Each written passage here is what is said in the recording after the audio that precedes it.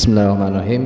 Sebelum beliau memulai ceramahnya tausiahnya sore ini, disampaikan kepada seluruh jamaah yang hadir, kalau misalkan ada yang memvideo, yang mungkin dari tim media, nanti kameranya hanya tertuju kepada beliau saja, tidak usah ke jamaah yang hadir.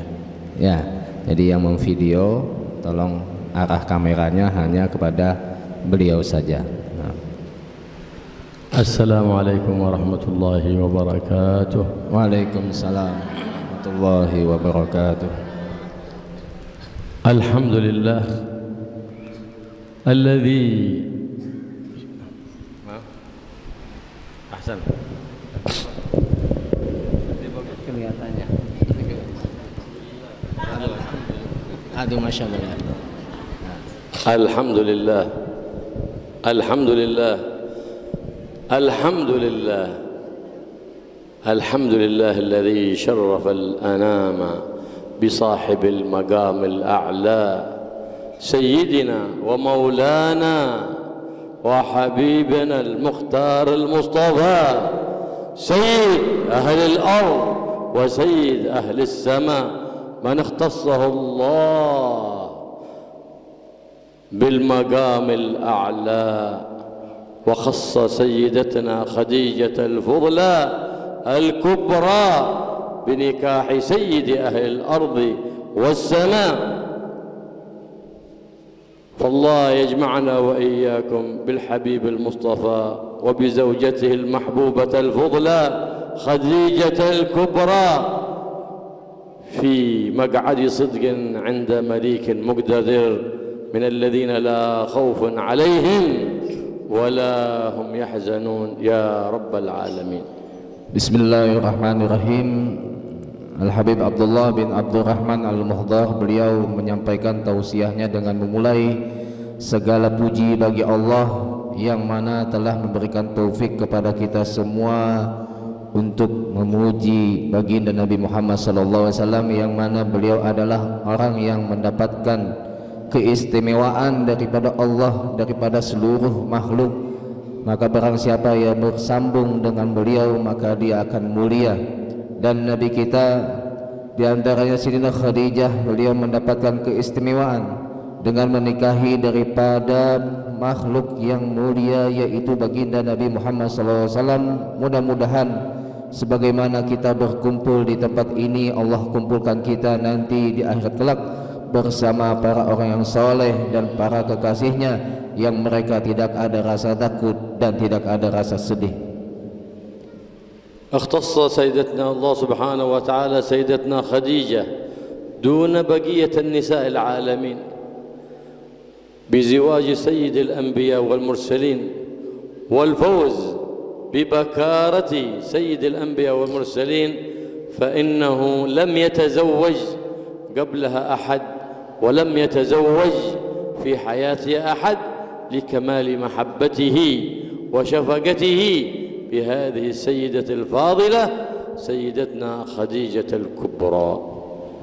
Dan sesungguhnya Sayyidina Khadijah Al-Kubra, Allah telah memberikan keistimewaan kepada beliau, yang mana baginda Nabi Muhammad SAW tidaklah beliau menikah sebelumnya kecuali dengan Sayyidina Khadijah, dan tidak pernah menikah setelah menikahinya kecuali hanya Sayyidina Khadijah. واختصها الله سبحانه وتعالى بأن كانت هي لجميع أولاده إلا إبراهيم الذي مات صغيرا فأمه مارية القبطية، وأما بقية الأولاد والبنات فأمهم خديجة الفضلاء لم يكن له أولاد من غيرها إلا إبراهيم. Dan Allah juga telah memuliakan Sayyidina Khadijah Al-Kubra, yaitu yang mana anak-anak baginda Nabi Muhammad SAW semuanya itu adalah dari Sayyidina Khadijah, kecuali Ibrahim. Maka Sayyidina Ibrahim ini dari Maria Al-Kubra, Maria Al-Qubbi. Maka anak-anak baginda Nabi Muhammad SAW semuanya dari istri yang tercinta, itu Sayyidina Khadijah Al-Kubra. رأت قبل أن تتزوج النبي محمد صلى الله عليه وآله وصحبه وسلم أن القمر سقط في حجرها رضي الله تعالى عنها، فعلمت أنها تتزوج سيد أهل الأرض وسيد أهل السماء. Suatu ketika Sayyidina Khadijah sebelum menikah dengan baginda Nabi mimpi. Di dalam mimpinya melihat bahwasanya rembulan itu jatuh di atas, masuk ke dalam kamarnya Sayyidina Khadijah. Maka beliau mengetahui bahwasanya dia akan menikahi daripada pemimpin bumi dan pemimpin langit. وكانت أفضل نساء قريش علما وعقلا وجمالا وغنى. Dan Sayyidina Khadijah adalah perempuan yang paling mulia, paling bagusnya daripada akhlaknya, kecantikannya dan hartanya. فلما رأت من خصاله الحميدة وأخلاقه الجميلة صلى الله عندما أقبل بقافلتها من الشام والغمامة تظله وهي في غرفتها في الأعلى، وأخبرها غلامها ميسرة بما رأى من العجائب في تلك السفرة، وربحت في تلك التجارة ما لم تربحه في أي سفرة قبلها، عرفت أنه ذلك النبي الذي يكون خاتم الأنبياء والمرسلين، فلهذا اصطفته لنفسها فكانت هي السابقة إليه بعد أن كان قد عرض عليها كثير من سادات قريش النكاح فأبت إلا أن تتزوج الحبيب الأعظم محمد صلى الله عليه وآله وصحبه وسلم، إذ كان مطلوبها الخلق الحسن والفعل الحسن والأدب الحسن، فلم تجده إلا في الحبيب محمد جد الحسن صلى الله عليه وآله وسلم. Dan Sayyidina Khadijah ketika melihat daripada setelah perginya Nabi ke negeri Syam bersama budaknya yaitu Maisarah, yaitu melihat daripada akhlak-akhlak yang mulia dan sifat-sifat yang mulia. Dan ketika perjalanan pulang pun Sayyidina Khadijah melihat keajaiban mukjizat baginda Nabi, yaitu Nabi selalu dilindungi oleh awan-awan, yang mana Sayyidina Khadijah waktu itu berada di dalam kamarnya di atas melihat keajaiban tersebut. Akhirnya timbullah di dalam hati ini Sayyidina Khadijah untuk menawarkan dirinya menikah dengan Sayyidina baginda Nabi Muhammad SAW. Padahal sebelumnya banyak pemuka-pemuka Quraisy, pemimpin daripada Quraisy menawarkan diri untuk bisa menikahi daripada Sayyidina Khadijah. Akan tetapi yang dicari daripada Sayyidina Khadijah yang akan mendampinginya nanti adalah manusia yang memiliki adab yang baik, memiliki akhlak yang baik, dan itu hanya ada di dalam diri baginda Nabi kita Muhammad sallallahu alaihi wasallam. عاش النبي محمد صلى الله عليه وسلم مع سيدتنا خديجة أكثر من 25 عاما، أكثر من أيام البعثة كلها.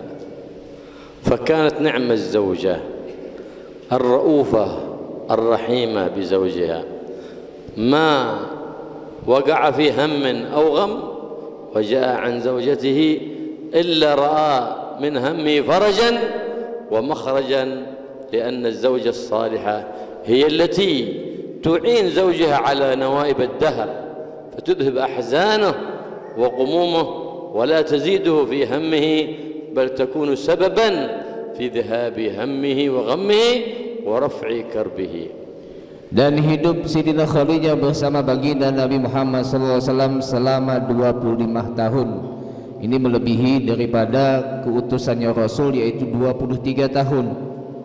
Maka Sayyidina Khadijah adalah salah satu istri yang salihah. Beliau adalah istri yang salihah, yang mana beliau Sayyidina Khadijah senantiasa menghilangkan dari segala kepusingan atau kegundahan atau kecapean yang dialami oleh baginda Nabi Muhammad SAW ketika sampai di rumahnya. Maka ini adalah salah satu ciri perempuan yang solihah. Kalau suaminya pulang ke rumahnya, sepantasnya seorang istri yang solihah itu menghilangkan rasa capek suaminya, menghilangkan pikiran yang mengganggu dalam otaknya dan kesedihan yang ada di dalam suaminya. Bukanlah seorang istri yang soleh itu ketika datang suaminya menambahkan kesusahan, menambahkan kebayaan atau menambah kecapean, maka ini bukan salah satu ciri perempuan yang solihah. Ulida laha Sayyidina Al-Qasim wa 'asha thumma mata saghir. Ulida laha ibnuha Abdullah wa huwa at-tayyib wa mata fi sin ar-radha'. فذات مرة وهي جالسة مع النبي محمد صلى الله عليه وسلم إذ خرج اللبن من ثديها فدمعت عينها رضي الله تعالى عنها، فنظر إليها النبي محمد صلى الله عليه وسلم مشفقا فقال: ما بك؟ قالت: حانت الآن وقت الرضاعة حق عبد الله. فإن الأم إذا حان وقت الرضاعة الابن من الرحمة اللي في قلب الأم يخرج اللبن أوتوماتيس، يخرج اللبن من الرحمة الذي جعله الله في قلب الأم. خرجت فبكت سيدتنا خديجة وقال لها: لا تبكي، إن الله سبحانه وتعالى جعل له مرضعة في الجنة خاصة بعبد الله الطيب ابن النبي محمد صلى الله عليه وسلم، سيد الطيبين وسيد المطيبين المطيبين صلى الله عليه وآله وصحبه وسلم. Dan Sayyidatina Khadijah pertama kali melahirkan yang anak pertama yang bernama Qasim, akhirnya meninggal dalam usia masih kecil. Dan yang kedua ada melahirkan yang bernama Abdullah yang mempunyai gelar At-Tayyib, yang mana Sayyidina Abdullah ini meninggal dalam usia masih waktu untuk disusui oleh sang ibu. Akhirnya karena sudah meninggal, seorang ibu kalau sudah rindu terhadap anaknya, sayang kepada anaknya, itu akan bisa mengeluarkan air susunya. Ya, karena saking sayangnya dengan anak, Sayyidina Khadijah ini, padahal Sayyidina Abdullah sudah meninggal, saking sayangnya sampai keluar air susu tersebut. Akhirnya merasakan kesakitan, maka dilihatlah wajah Sayyidina Khadijah tadi oleh Rasulullah SAW. Kemudian Rasulullah mengatakan, apa yang kamu rasakan, apa yang kamu hadapi, karena aku lihat wajahmu dalam keadaan sedih. Akhirnya Sayyidina Khadijah mengatakan, aku bingung, aku sedih karena siapa yang akan menyusui anakku di kuburan, di alam kubur Abdullah. Kemudian Rasulullah mengatakan, janganlah engkau takut, sesungguhnya Allah telah memberikan sebuah keistimewaan, ada yang menyusui Abdullah di dalam kuburnya. هكذا كانت عندما تتلقى الأمهات أبنائها وتحتضنهم ويوضع على صدرها بعد ولادتها وترضعه، يكون ارتباط بين الأمهات والأبناء والبنات من المحبة والمودة. Oleh karenanya, karena rasa sayang seorang ibu itu kepada anaknya, otomatis air susu tersebut akan keluar. Maka air susu yang disusukan kepada anaknya, entah laki-laki atau perempuan, itu menjadi sebuah hubungan yang kuat antara ibu dengan anaknya. لكن بعض الأمهات أول ما يطعمن أبنائهن اللبن الفالصو، فلهذا تجدهم ليس بينهم وبين أبنائهم قرب بل بينهم بعد وبون. Akan tetapi kebanyakan daripada ibu-ibu atau yang punya anak menyusui anaknya, yang mereka lakukan bukanlah menyusui anaknya dengan ASI, tapi menggunakan susu formula. Dampaknya apa? Dampaknya adalah tidak ada hubungan dekat antara anak dengan sang ibu, tapi bahkan hubungan yang jauh antara mereka berdua. أوجب العلماء على كل أم أن ترضع اللباء، أي أول اللبن الذي يخرج من الأم، لأنه فيه التطعيم والفاكسين لكل طفل، حماية من أي فيروس، من أي جرثوم، من أي مرض في ذلك القوة المناعة، فلهذا يجب عليها أن تطعمه ذلك اللبأ الذي يخرج في أول أيام الرضاعة.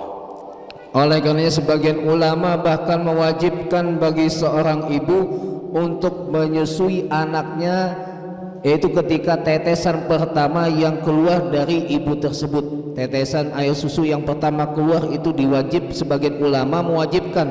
Kenapa? Karena ini adalah sebuah himayah, pelindung bagi anak tersebut dari macam-macam penyakit, terlindung dari macam-macam virus, terlindung dari macam-macam apa yang mengganggu daripada anak tersebut. Ini adalah vaksin atau bahasa kita kalau biasanya ke posyandu, imunisasi yang paling afdol itu adalah air susu pertama yang keluar, itu adalah paling afdolnya untuk anak.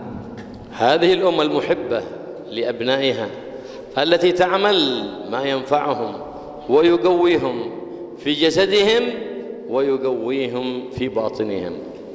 Dan begitulah seorang ibu yang betul-betul mencintai anaknya, hendaklah ia yang melakukan atau menyusui anaknya, maka akan menguatkan tubuhnya dan menguatkan batinnya. وتجنبهم كل ما يؤذيهم في أجسادهم وفي دينهم. هذه أم محبة تقول لابنها هل صليت أو ما صليت، هل حضرت الدرس أم ما حضرت الدرس. هذه أم صالحة، لأن الأم أعطاها الله سبحانه وتعالى ثواب عظيم على كل ما تربي عليه ابنائها من الصالحات ومن المكرمات. Dan ibu yang cinta kepada anaknya adalah ibu yang menjauhkan dia dari segala yang dilarang oleh Allah Subhanahu wa taala atau agama. Maka sepantasnya seorang ibu yang ia tanyakan kepadanya adalah, apakah kamu sudah sholat? Apakah kamu sudah belajar? Apakah kamu sudah membaca Al-Quran? Ini adalah salah satu ciri seorang ibu yang mencintai anaknya. لكن في هذا الزمن ظهر أمهات ظالمات، أمهات ظالمات ما تسأل ابنها من أين جئت وخرج من البيت إلى أين تذهب، هل صليت أم لا، لا يهمها ذلك، لكن تسأله هل تغديت أم لا، هل أكلت أم لا، لأنها ما همها أمر الدين. فلهذا كل أم لم تهتم بأمر ابنها بتعليمه وإصلاحه في الدنيا تحرم بركته في الدنيا وفي الآخرة. Dan seharusnya seorang ibu yang betul-betul mencintai anaknya, maka dia memperhatikan daripada urusan agama anaknya. Bukan seperti zaman sekarang, banyak ibu-ibu yang zalim kepada anaknya, yang dia tanya, bahkan mereka tidak menanyakan dari mana kamu datang, kamu mau pergi kemana, kamu sudah sholat apa belum. Jarang sekali itu ditanyakan, tapi yang ditanyakan apa? Kamu sudah makan belum? Makan apa kamu tadi? Itu yang ditanyakan. Ini termasuk ciri-ciri ibu yang zalim terhadap anaknya.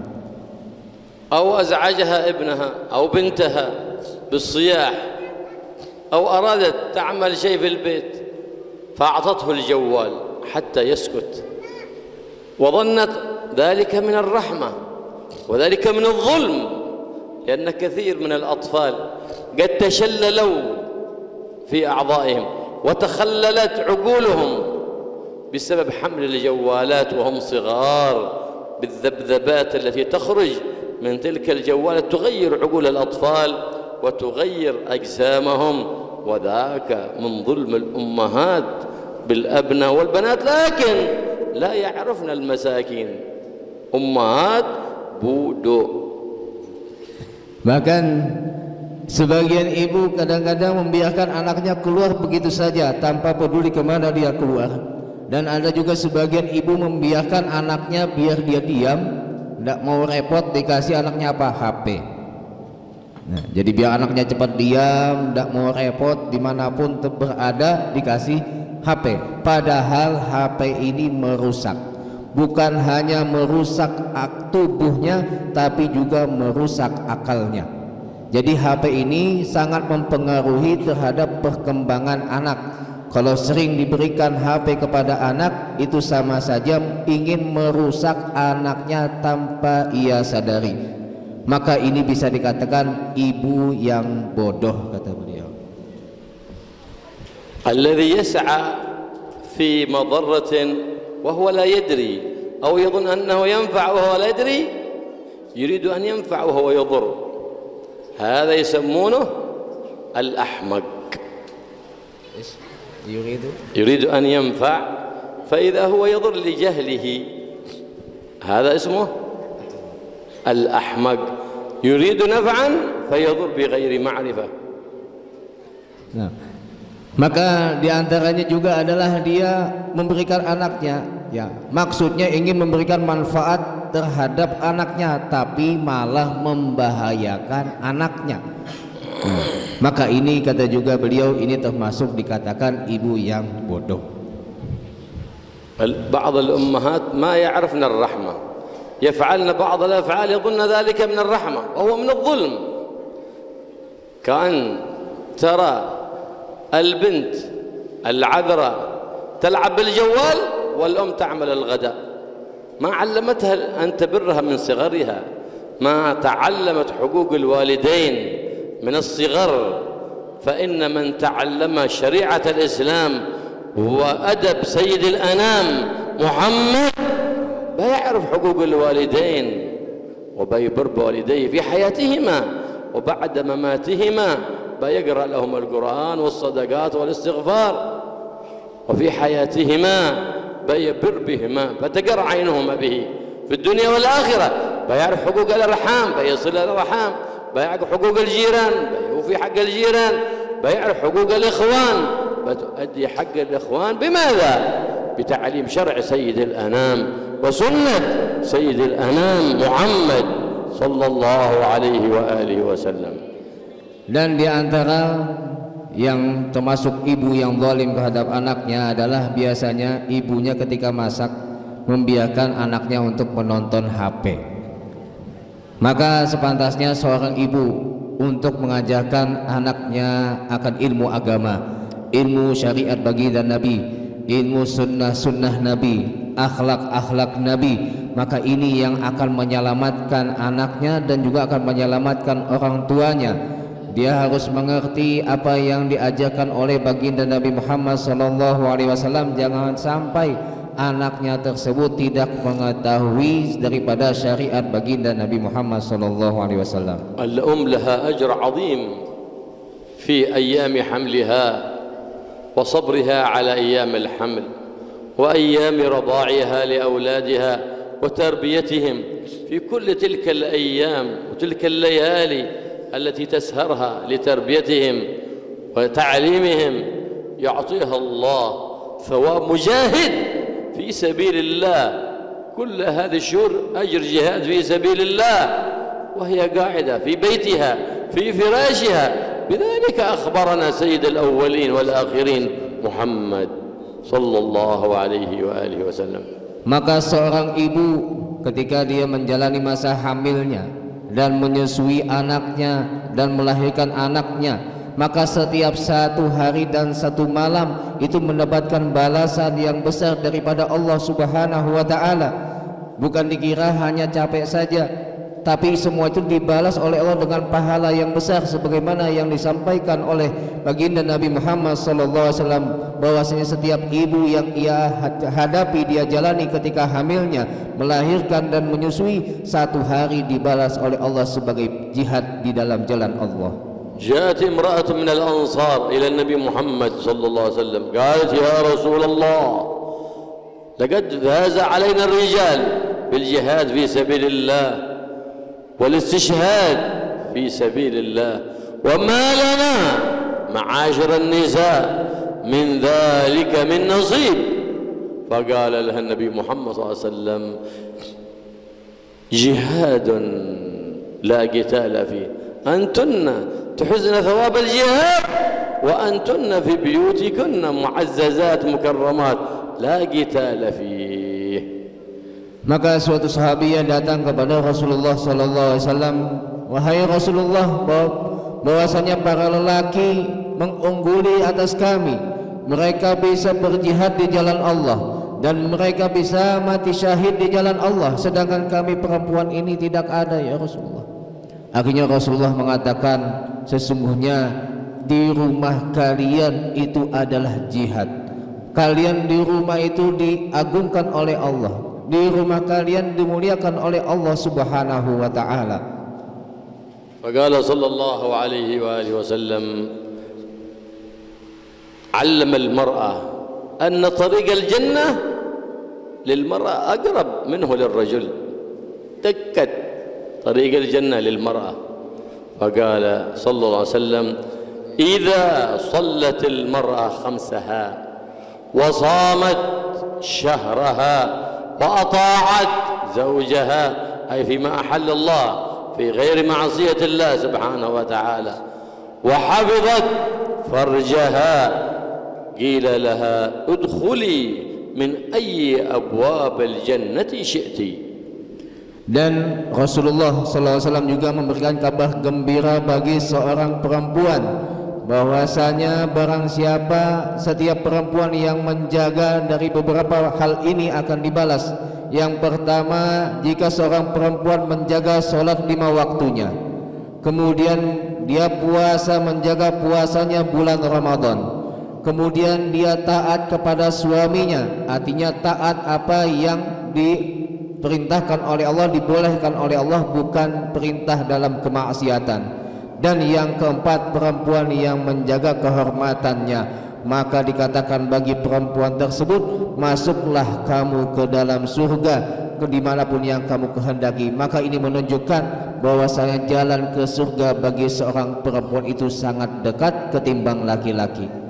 Karena Sayyidatuna Khadijah al-Fudla مهتمة بأمر زوجها النبي محمد صلى الله عليه وسلم، فإنه كان قبل البعثة دائما يتعبد الله الليالي ذوات العدد بالشهر أو الشهرين في غار حراء في جبل النور في مكة المكرمة، يتعبد الله، وسيدتنا خديجة تهيئ له الطعام والزاد حق الشهر وحق الشهرين حتى يتخلى لعبادة الله سبحانه وتعالى، حتى لا ينسى نفسه بلا طعام، لأنه من لذته بالعبادة ينسى أن يأكل صلى الله عليه وآله وصحبه وسلم. هذه امرأة صالحة تنتبه لأكل زوجها وأولادها. لكن نساء اليوم يخرج زوجها من بيته ويفطر في الشارع ويتغدى في الشارع. أي زوجة صالحة هذه تخرج زوجها من الصباح الباكر وهو جائع. Maka bagaimana kesolehannya Sayyidina Khadijah? Beliau sangat perhatian kepada baginda Nabi Muhammad SAW, dan juga sebelum diutusnya baginda Nabi menjadi seorang Rasul, ketika Nabi SAW beribadah di Gua Hira di Jabal Nur, beliau beribadah di sana bisa sebulan, kadang 2 bulan. Tapi apa yang dilakukan oleh Sayyidina Khadijah? Beliau menyiapkan bekalnya Nabi. Bekal Nabi disiapkan untuk sebulan, kadang untuk 2 bulan. Biar apa? Biar Nabi tetap nyaman dalam beribadahnya. Karena sudah disiapkan, maka Nabi di dalam ibadahnya sudah mendapati kenikmatan dan kelezatan dalam ibadah, karena tidak memikirkan lagi makanan apa yang akan dimakan, karena sudah disiapkan. Bukan seperti zaman sekarang, para istri itu kadang-kadang tidak menyiapkan makan sarapan untuk suaminya, artinya suaminya pergi dalam keadaan lapar, akhirnya makan di warung. Kadang siang-siang juga tidak disiapkan juga, kalau suaminya pulang belum disiapkan makan siangnya, akhirnya makan di warung lagi. Nah, ini jauh sekali seperti yang digambarkan bagaimana Sayyidina Khadijah Kubra. أو تطبخ الطعام بأدوات غير صحية، أو تضع في الطعام ما جموته، فإنها تسعى في أذية زوجها وأولادها وتجلب لهم المرض من حيث لا تدري، لأن الأحمق يضر وهو لا يدري المسكين أنه يضر. Dan diantaranya juga adalah seorang istri mungkin memasakkan untuk suaminya tapi tidak tahu bahwasanya bahan yang dia gunakan itu ternyata memberikan mudarat kepada suami atau anaknya, seperti menggunakan ajinomoto atau bahan-bahan yang lainnya. Nah, maka ini adalah sama saja ingin membahayakan suaminya, bukan membuat suaminya sehat. Maka sama saja ingin membuat apa? Suaminya sakit. سيدتنا خديجة كانت تزود النبي محمد صلى الله عليه وسلم بأحسن الطعام ليتفرغ لعبادة مولاه في غار حراء، فإنها لا تستغني أن تفارق النبي محمد صلى الله عليه وسلم ليلة، لكن لأجل أن يختلي بمولاه فإنها تعينه على طاعة الله. ليست مرأة مثل اليوم زوجها فقير تطلب منه جوال، هل تريد أن يذهب يسرق حتى يأتي لها بالجوال بمال حرام؟ تلك زوجة تكلف زوجها فوق ما يطيق، فليس بزوجة صالحة لأنها تعين على فعل الحرام.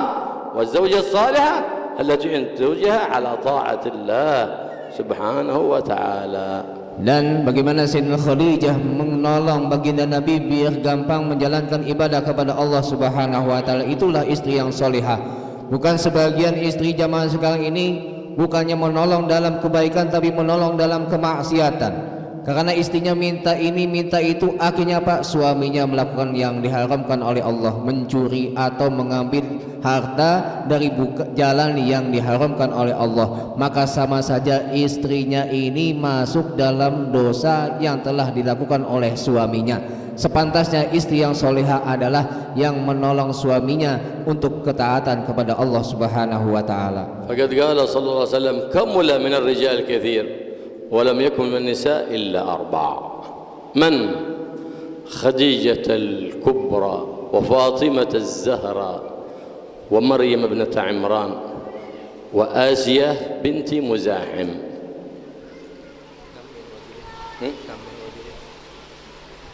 كمل من الرجال كثير ولم يكن من النساء إلا 4. Dan lelaki itu banyak tetapi istri yang sempurna, perempuan yang sempurna itu hanya ada 4. Yang pertama adalah Sayyidina Khadijah Al-Kubra, kemudian Fatimah Az-Zahra, kemudian Maryam binti Imran, dan yang terakhir Asia.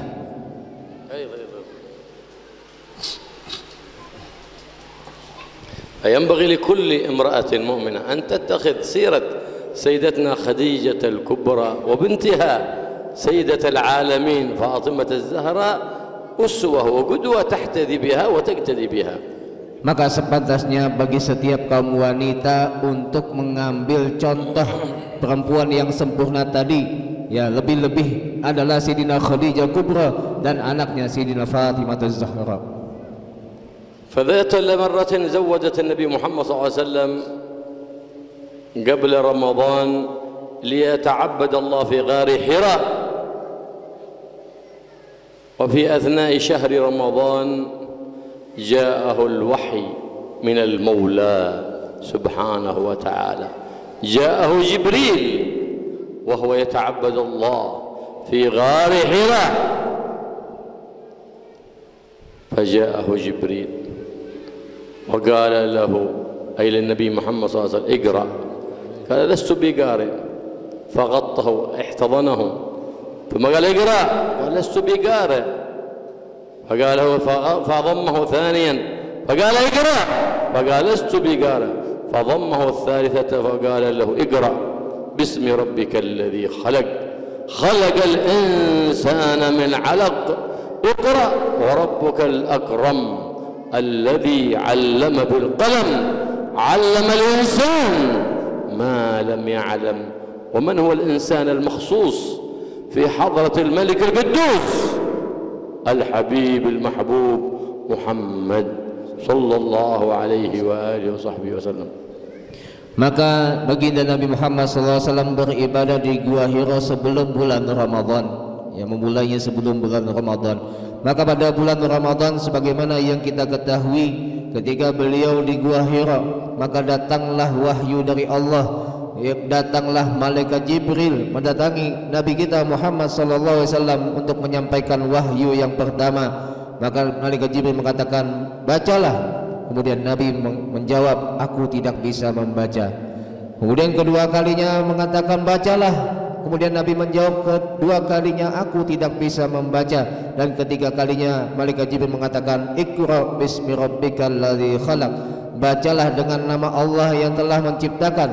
Khalaqal insana min 'alaq, yang menciptakan manusia dari segumpal darah.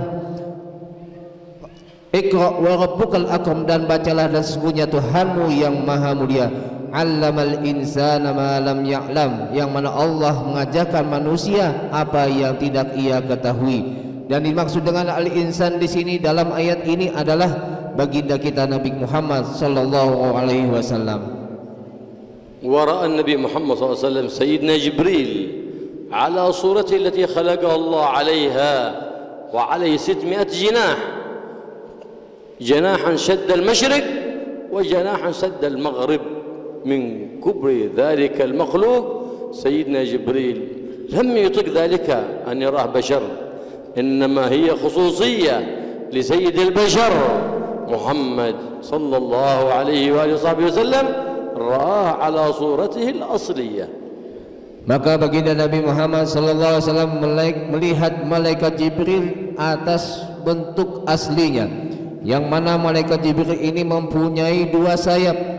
Yang satu sayapnya menutup bagian timur bumi dan satunya lagi menutup bagian barat bumi. Akhirnya karena melihat yang sangat besar begini malaikat Jibril, Nabi sallallahu alaihi wasallam gemetar, yang mana semua manusia pun kalau melihat malaikat Jibril dalam bentuk aslinya tidak mampu, tapi Nabi kita Muhammad sallallahu alaihi wasallam mampu melihatnya karena memang diberikan kekuatan oleh Allah Subhanahu wa taala. Wa kana man 'adad sallallahu alaihi wasallam ya'ti في أول ليلة في شوال يرجع إلى بيته، ففي ذلك الشهر رجع قبل أن ينتهي رمضان، ورجع في أثناء الشهر عندما نزل عليه القرآن ونزل عليه الوحي البليغ، فكان له ثقل لأن الجبال لا تستطيع أن تحمل ذلك القرآن، كما قال تعالى لو أنزلنا هذا القرآن على جبل لرأيته خاشعا متصدعا من خشية الله. Puan rambutnya terlihat atau terbuka, malaikat tidak mau masuk. Akhirnya setelah terbuka terlihat rambutnya Sayyidatina Khadijah dibuka daripada hijabnya, maka malaikat tadi pergi. Ya, yang selalu mengikuti Nabi sampai ke rumah tadi pergi. Maka akhirnya Sayyidatina Khadijah tahu bahwasanya yang mengikuti Nabi ini adalah malaikat, bukan sebaliknya. Kalau iblis atau jin walaupun terbuka aurat perempuannya, maka iblis atau jin tetap ada di dalam rumah. كان النبي محمد صلى الله عليه وسلم يحبها أشد المحبة، الله يحبها، جبريل يحبها. دخل عليها ذات مرة ويقول لها يا خديجة الله يقرئك السلام، وجبريل يقول جاء جبريل النبي محمد صلى الله عليه وسلم قال يا محمد أقرئ خديجة من ربها السلام وأقرئها مني السلام، فجاء لها النبي محمد صلى الله عليه وسلم يقول يا خديجة جبريل يقول الله يقرئك السلام وجبريل يقرئك السلام، فقال سيدتنا خديجة الفضلى الله السلام ومنه السلام وإليه يعود السلام وعلى جبريل منا السلام وعليك يا رسول الله السلام ورحمة الله وبركاته.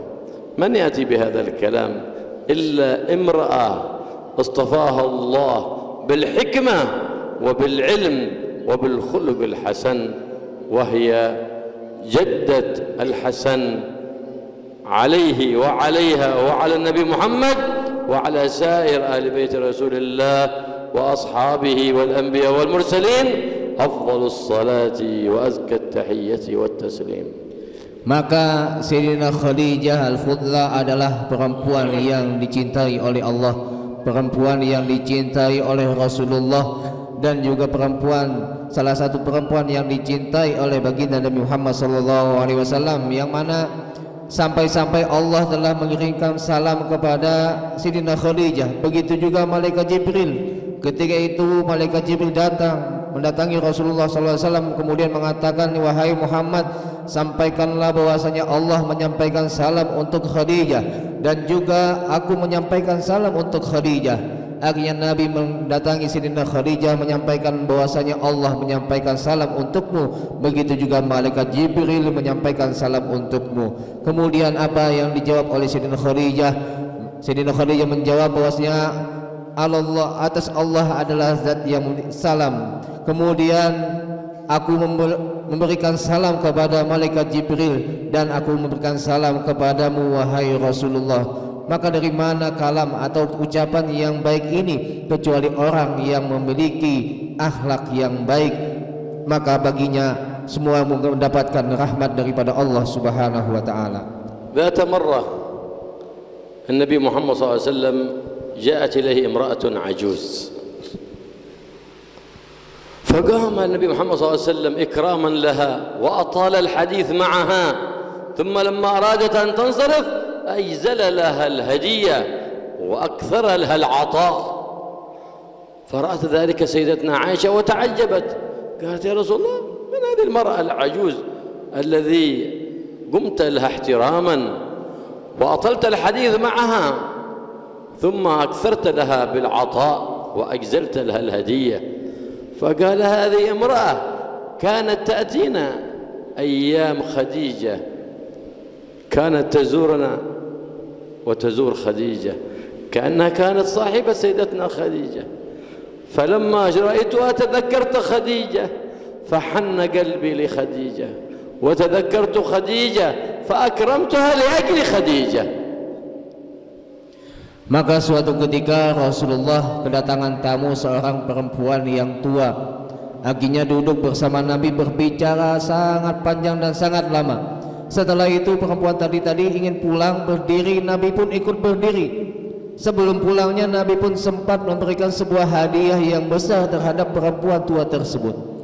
Akhirnya istri beliau Sayyidina Aisyah terheran-heran, ya Rasulullah, kenapa engkau memberikan atau memperpanjang pembicaraan dengan perempuan tua tersebut? Bahkan ketika dia berdiri kamu pun ikut berdiri juga.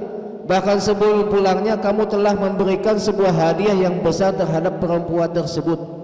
Maka apa jawab Rasulullah? Sesungguhnya perempuan ini mempunyai hubungan baik dengan Sayyidina Khadijah. Dia sering mendatangi kami, sering mendatangi Khadijah. Akhirnya aku teringat istriku Sayyidina Khadijah. Akhirnya aku menghormati dia karena Khadijah, dan aku memuliakan dia karena Khadijah.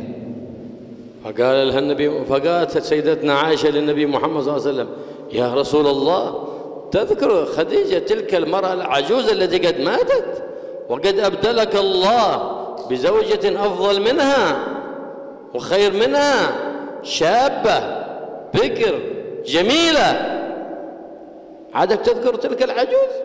فقال النبي محمد لا والله ما أبدلني الله خير من خديجة، لا والله ما أبدلني الله خير من خديجة.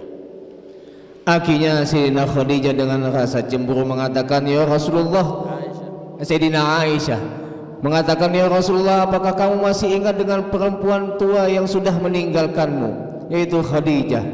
Sesungguhnya Allah telah menggantikan kamu dengan seorang perempuan yang sangat cantik, perempuan yang masih muda, perempuan yang masih perawan.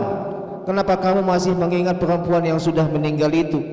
Akhirnya Rasulullah SAW menjawab dengan lantang, tidak, sesungguhnya Allah tidak pernah menggantikan perempuan yang lebih hebat, lebih baik daripada Sayyidina Khadijah, dan tidaklah Allah mengganti akan perempuan yang lebih baik selain daripada Sayyidina Khadijah. Ma abdalani Allah khairun min Khadijah, لقد أعطتني حين منعني الناس وآوتني حين طردني الناس وصدقتني حين كذبني الناس، لا والله ما أبدلني الله خير من خديجة، فهي أحب الزوجات وأقرب الزوجات لسيد البريات محمد سيد السادات صلى الله عليه وآله وسلم. Maka Nabi menyampaikan tidaklah ada seseorang yang bisa menggantikan kedudukan daripada Sayyidatina Khadijah. Sesungguhnya dia adalah perempuan yang memberi ketika orang tidak mau memberi kepadaku. Dia adalah perempuan yang melindungiku ketika orang telah menggangguku. Dia adalah orang pertama kali yang membenarkanku ketika orang mendustakanku. Maka tidak ada seseorang pun yang bisa menggantikan kedudukan daripada Sayyidatina Khadijatul Kubra. Allah ينفعنا بهذه السيدة العظيمة خديجة الفضلى وبزوجها سيد أهل الأرض والسماء ويحيينا على محبتهم ومحبة أهل بيتهم ويحشرنا في زمرتهم مع النبيين والصديقين والشهداء والأولياء والصالحين آمنين مطمئنين من الذين لا خوف عليهم ولا هم يحزنون. Dan mudah-mudahan dengan perkumpulan kita di sini menyebut atau mengingat daripada keutamaan daripada Sayyidatina Khadijah, dan mudah-mudahan kita nanti dikumpulkan bersama mereka dan dikumpulkan bersama suaminya itu baginda Nabi Muhammad SAW, dan bersama orang-orang soleh dan para kekasih-kekasihnya yang mereka mendapatkan keamanan dan ketenangan. ويبارك في هذا المجلس ويجعله معمور إن شاء الله بالحاضرات الطيبات الصالحات، ويجعلنا وإياكم من المقتدين بالنبي محمد سيد السادات، ولا ننصرف من هذا المجلس إلا بذنوب المغفورات وحاجات مقضيات. Dan mudah-mudahan Allah memberikan keberkahan terhadap majelis ini, dan Allah ramaikan majelis ini dengan kebaikan ilmu-ilmu agama dan perempuan yang soleh-solehat yang taat kepada Allah Subhanahu wa taala, dan tidaklah kita keluar dari majelis ini kecuali dosa-dosa kita diampuni oleh Allah, dan tidaklah kita keluar kecuali hajat-hajat kita dikabulkan oleh Allah. Man kana sababan fi hadzal jam' an Allah yubarik fihi ويرزقه رزقا يعينه على طاعة الله وطاعة النبي محمد صلى الله عليه وعلى آله وصحبه وسلم، ويطيل أعمارنا وعاركم في طاعة الله، ويجعلنا في أمان من جميع البليات والفيروسات والأذيات والكورونات. Dan mudah-mudahan kita diberikan kekuatan untuk selalu ketaat kepada Allah Subhanahu wa taala, mengikuti daripada sunnah baginda Nabi Muhammad sallallahu alaihi wasallam, dan mudah-mudahan kita mendapatkan keberkahan daripada baginda Nabi Muhammad sallallahu alaihi wasallam. ويبارك لنا ولكم في رجب وشعبان، بلغنا رمضان ويفعل الصيام والقيام وجعلنا عتقاء ونقذاه من النيران، ويوفقنا في الإكثار من تلاوة القرآن ومن ذكر الرحمن ومن الصلاة على حبيب الرحمن محمد سيد ولد عدنان صلى الله عليه وآله وسلم. Dan mudah-mudahan Allah memberikan keberkahan kepada kita di bulan Rajab dan bulan Sya'ban, dan Allah sampaikan kepada bulan Ramadan, dan mudah-mudahan kita ditolong oleh Allah untuk qiyamul lail dan memperbanyak daripada puasa, dan Allah golongkan kita termasuk orang yang dibebaskan daripada api neraka, dan mudah-mudahan Allah berikan taufik kepada kita untuk memperbanyak membaca Al-Quran di bulan Ramadan, dan memperbanyak zikir kepada Allah, dan memperbanyak bersalawat kepada Nabi Muhammad sallallahu alaihi wasallam. Allahumma ya man wafaqaha al-khair wa anhum alayhi wafaqna al-khair wa anna alayhi. Allahumma inna nabata ni'matik fala taj'alna hasada nikmatik. Allahumma asna ayyatana fil umuri kulliha wa ajirna min khizyi ad-dunya wa adhab al-akhirah. Ya malik ad-dunya wal akhirah. Allahumma shil umma 'ala al-umma. اللهم اشف الغمة والكربة، اللهم استر عوراتنا وآمن روعاتنا، واصلح زوجاتنا، واصلح أولادنا وبناتنا يا رب العالمين، واشرح صدورهم بالقرآن العظيم، ووفقهم للتخلي عن كل خلق ذميم والتحلي بكل خلق حميد كريم يا رحمن يا رحيم. أين وإياهم حياة طيبة، جبنا عما يؤذينا في ديننا ودنيانا، صرنا على عدوك وعدونا، تولنا بإياك واحمنا بحماك برحمتك يا أرحم الراحمين يا أرحم الراحمين يا أرحم الراحمين. ارحمنا والمحبين والحاضرين والناظرين والسامعين برحمة من عندك تغنينا بها عمن سواك. وصلى الله على سيدنا محمد النبي المؤمن وصحبه وسلم، والحمد لله رب العالمين بسر الفاتحة. بسم الله الرحمن الرحيم الرحمن الرحيم إياك نستعين الضالين آمين. لا إله إلا الله الموجود في كل زمان. لا إله إلا الله الموجود في كل زمان. لا إله إلا الله المعبود في كل مكان. لا إله إلا الله المعبود في كل مكان. لا إله إلا الله المذكور بكل لسان. لا إله إلا الله المذكور في كل لسان. لا إله إلا الله المعروف بالإحسان. لا إله إلا الله المعروف بالإحسان. لا إله إلا الله كل يوم هو في شان. لا إله إلا الله كل يوم هو في شان. لا إله إلا الله الأمان الأمان من زوال الإيمان.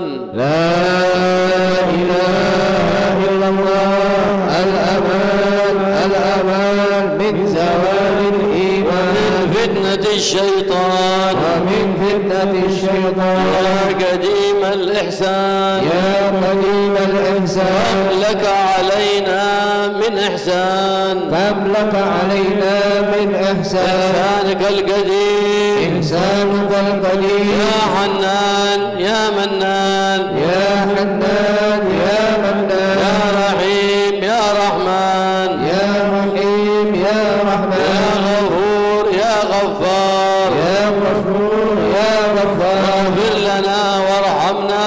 اغفر لنا وارحمنا. أنت خير الراحمين. وأنت خير الراحمين. صلى الله تعالى على سيدنا محمد وصلى الله تعالى على سيدنا وعلى محمد آله وصحبه أجمعين. وعلى آله وصحبه أجمعين. والحمد لله رب العالمين. الحمد لله رب العالمين. وعافنا فيمن هديت وعافنا فيمن عافيت وتولنا فيمن توليت وبارك لنا فيما أعطيت وقنا شر ما قضيت فإنك تقضي ولا يقضى عليك وإنه لا يذل من واليت ولا يعز من عاديت تباركت ربنا وتعاليت ولك الحمد على ما قضيت نستغفرك ونتوب إليك وصلى الله تعالى على سيدنا محمد النبي وآله وصحبه وسلم والحمد لله رب العالمين بسر الفاتحة.